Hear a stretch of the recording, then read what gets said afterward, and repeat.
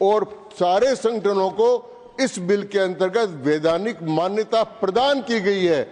विधान का समाप्त नहीं किया गया है।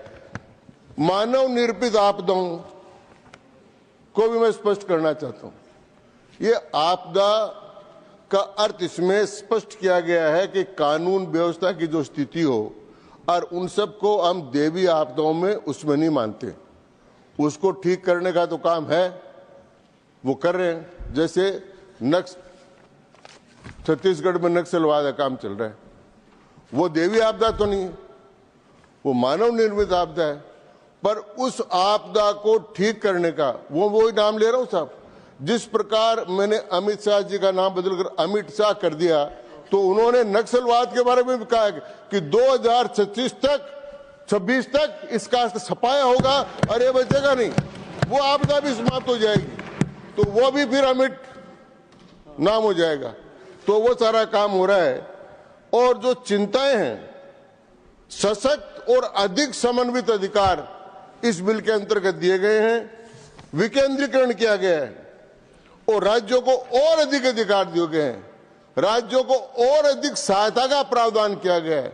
माननीय सभापति महोदय, इस प्रकार के कई ऐप जारी किए गए हैं जिनके कारण से आज तक सोचा नहीं होगा, उस प्रकार के ऐप जारी किए हैं। दामिनी कहते हैं बिजली जो चमकती आकाश में, तो 350 जिलों में बिजली पड़ती है। ये आप चिंता मत करना, ये बिहार वाले भी कह रहे थे बिजली ज्यादा वहीं पड़ती है, तो 26 में अभी नवंबर में पड़ने वाली है, उसका चिंता मत करो, नवंबर पड़ जाएगी वो। हाँ, वो डिजास्टर तैयारी, वो प्रबंधन पूरा हो रहा है, तो वो है। तो उसमें 350 जिलों में बिजली पड़ने के 1-1.5 घंटे पहले सबको सूचना हो जाएगी। इतना बड़ा काम भारत सरकार ने किया, आज तक कभी नहीं हुआ। लोग कहते बिजली पड़ गई, बिजली पड़ने काम के बारे में बात कर रहे हैं। मौसम, ये भी एक ऐप, ये मौसम की ऐप इतनी सहायक हो गई है कि पहले इस मौसम के बारे में सौदा करते थे लोग कि आज बरसात आएगी, बोलो क्या भाव, आज ट्रेन होंगे, आज बरसात होगी या नाड़ा हो जाएगा, ये चलते थे। लेकिन अब जो एमडी हमारा विभाग है, मौसम विभाग, उसकी भविष्यवाणी बिल्कुल सटीक होती, 99% सही होती है, और उससे किसानों को भी लाभ होता है और सारा काम होता है। ये आपदा प्रबंधन विभाग ने मौसम नाम की जो ऐप चलाई है, उसका एक फायदा है। उसी प्रकार मेघदूत है। अभी मेघदूत के बारे में जो पढ़ा होगा, नहीं पढ़ा होगा, लेकिन साहित्य में जो पढ़ा है कि वो बहुत बड़ा एक काव्य है जो लिखा हुआ है कालिदास जी का। वो मेघदूत वैसा मेघदूत नहीं है, ये मेघदूत है कि क्या सूचनाएं हैं, विरह का है उसमें वर्णन, इसमें विरह का नहीं है, इसमें सूचना का है कि आ रही है बरसात, आ रही है, तो समझने की बात है। तो मेघदूत किया, सचेत किया है, सचेत कर रहे हैं आपको, बार बार सचेत किया है कि भाई रास्ते पर चलो। तो सचेत करने की ऐप चालू किए कि सचेत रहो। तो ये राज्यों का प्रबंधन इस प्रकार से करने का उसका काम हो रहा है। ये राष्ट्रीय चक्रवात समन्वित परिभाषा, राष्ट्र में जितने तूफान आ रहे हैं, सारे तूफान सबकी पहले से व्यवस्था है। और हमने 2 बार देखा, सबने देखा, जब उत्तराखंड की टनल में लोग फंसे तो माननीय प्रधानमंत्री जी ने रात भर जाकर पुष्कर धामी जी से बात कर उनके बारे में बात की। तो ये लगाव है, ये राष्ट्र के प्रति समर्पण का और राष्ट्रीय जन की सुरक्षा का भाव है। इसलिए माननीय गृह मंत्री जी और माननीय प्रधानमंत्री जी इस सारे काम को लेकर चले। इसको अन्यथा नहीं लड़ना चाहिए। तूफान तो आ रहे हैं, तूफान हो रहेंगे, हाँ तूफान आने वाले हैं, तो डरने की जरूरत नहीं है, हम रक्षा करेंगे।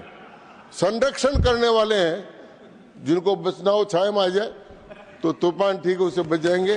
तो तूफान का एक किया, इसी प्रकार से एक एक करके सारी आपदाएं, बिजली की आपदा से मुक्ति, अब भारत का जो विवरण है 28,000 हिमखंडों को, ग्लेशियर्स को और उनसे बनने वाली झीलों को, उसका पूरा अच्छी प्रकार से विश्लेषण कर उसका डेटाबेस तैयार किया गया।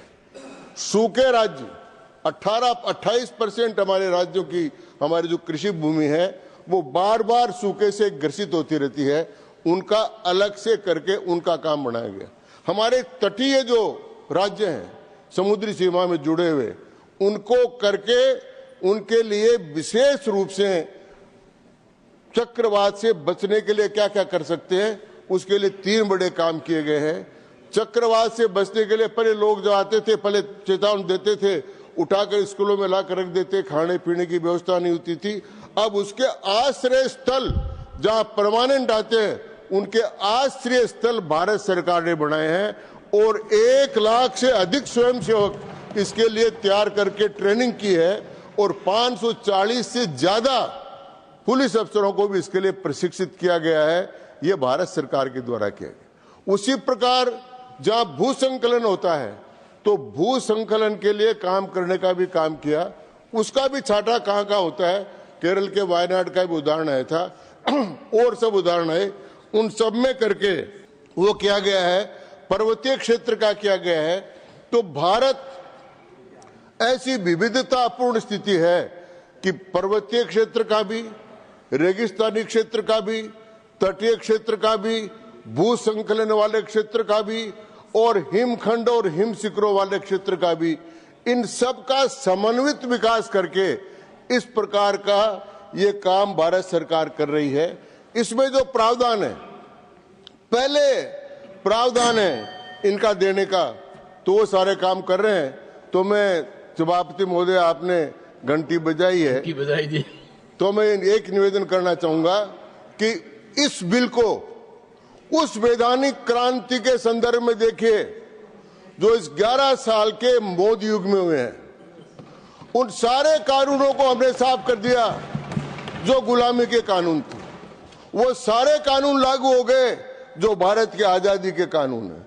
भारत के हर क्षेत्र में सुधार हुआ, आर्थिक क्षेत्र में, सामाजिक क्षेत्र में, सांस्कृतिक क्षेत्र में, और अंत में जो आपदा की बात करते थे, 66 करोड़ लोगों को एक साथ लाकर संगम में स्नान कराकर सबसे बड़े आपदा प्रबंधन का परिचय मोदी जी और भारत सरकार की दिया है।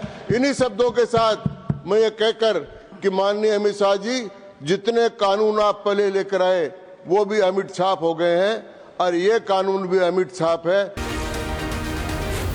जी न्यूज़।